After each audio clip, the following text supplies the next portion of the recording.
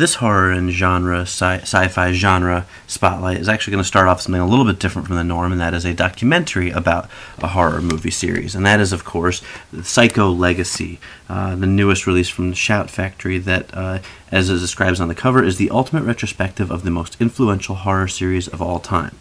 I can't really argue with the fact that Psycho is one of the most influential horror movies of all time, but I would question how influential the other movies in the series were. Yes, there were 3 sequels to Psycho, although most people really just consider Alfred Hitchcock's film a separate entity all in and of itself.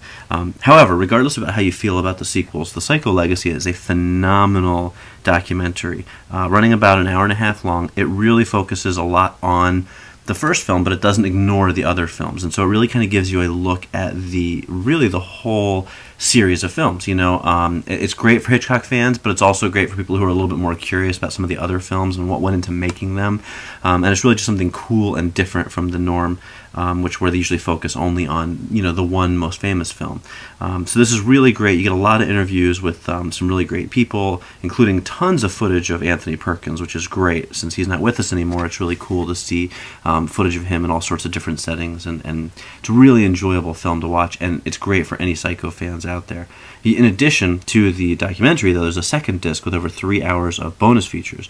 You get extended and deleted scenes from the documentary, a full panel discussion that's a live Q&A with Anthony Perkins, which is great, a Psycho reunion panel, a tour of the Bates Motel, revisiting and shooting Psycho 2 featurettes, a Psycho memorabilia featurette, a Psycho on the Web featurette, and a serial killer-inspired art gallery even. So, I mean, really, this is a fascinating disc for anybody, whether you're a fan of Psycho or not. It's really worth watching. Next up, we have Lake Placid 3, the unrated movie that is, of course, the latest feature featuring giant alligators in Lake Placid. Or in this case, it's actually Black Lake. It doesn't even really take place in Lake Placid anymore, which seems like kind of a cheat to me.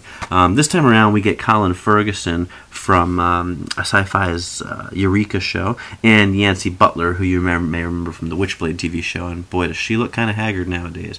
And much as I love movies about giant animals killing people, I have to say this one is kind of terrible. It's watchably terrible. You know, it's entertaining. Lots of people get eaten by crocodiles, but the problem with it is that the special effects are so incredibly bad. It looks like the alligators were created on a Wii.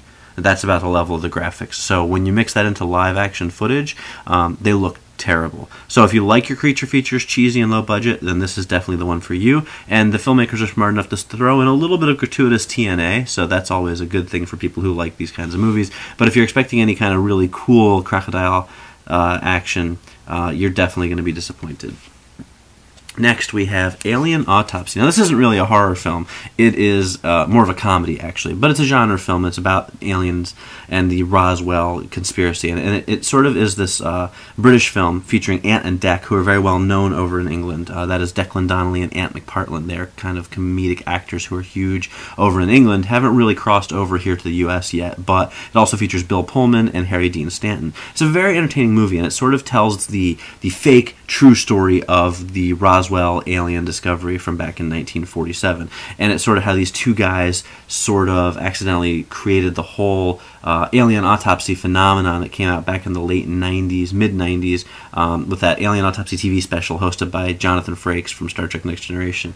And it sort of works in all this real footage from the time to this sort of fake story that sets it up. And it's a lot of fun. It's a great film. It's very entertaining. Not the type of thing I think necessarily is going to lend itself to repeat visits or repeat viewings, but it's definitely clever and well-written and fun.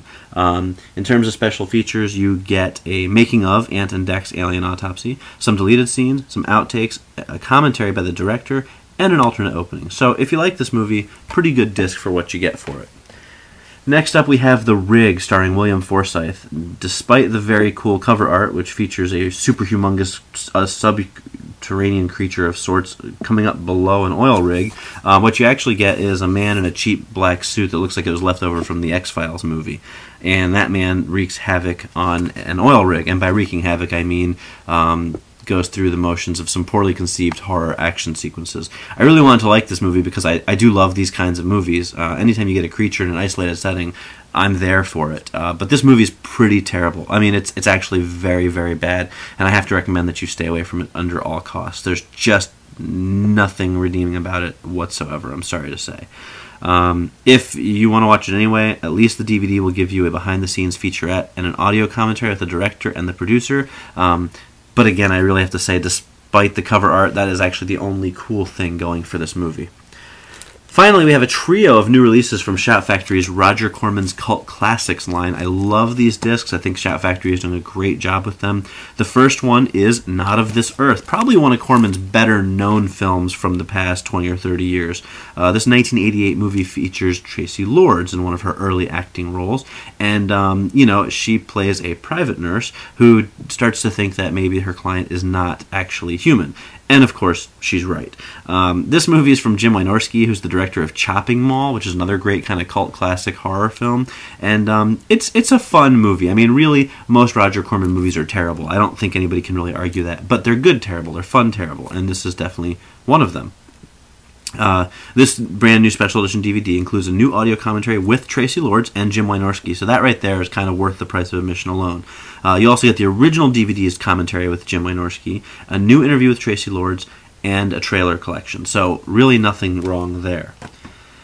Next up, we have a double feature of The Terror Within and Dead Space, and these are both kind of cool, science fiction, alien creatures gone wrong type of movies. The Terror Within really features a group of scientists that are trapped in a laboratory, and of course something is trapped in there with them, while Dead Space is a research facility where everyone is trapped with, a virus and a growing cocoon. Supposedly it's a loose remake of Forbidden World, but they seem like different enough movies to me.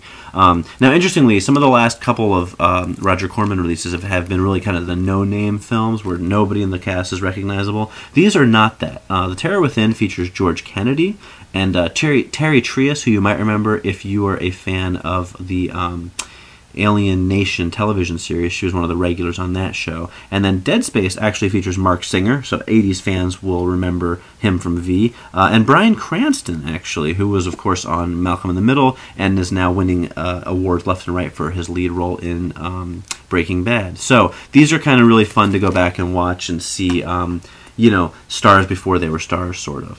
The other Roger Corman cult classic double feature we have is The Warrior and the Sorceress and Barbarian Queen. And these are, of course, sword and sandal, sword and sorcerer fantasy movies.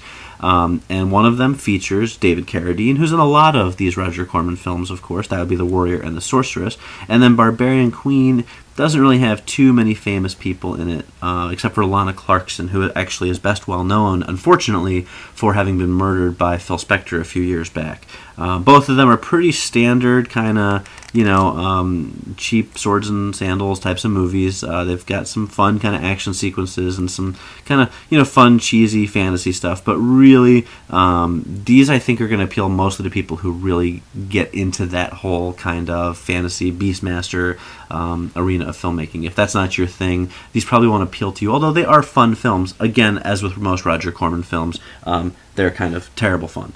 Now, special features on all of those movies. The Terror Within gives you just trailers. Dead Space gives you an audio commentary with the director as well as trailers. And The Warrior and the Sorceress basically gives you a collection of trailers, as does Barbarian Queen. So not too much in terms of extras on that one. Still, a lot of good, cheesy fun to be found this month. Perfect time for it, seeing as how Halloween is right around.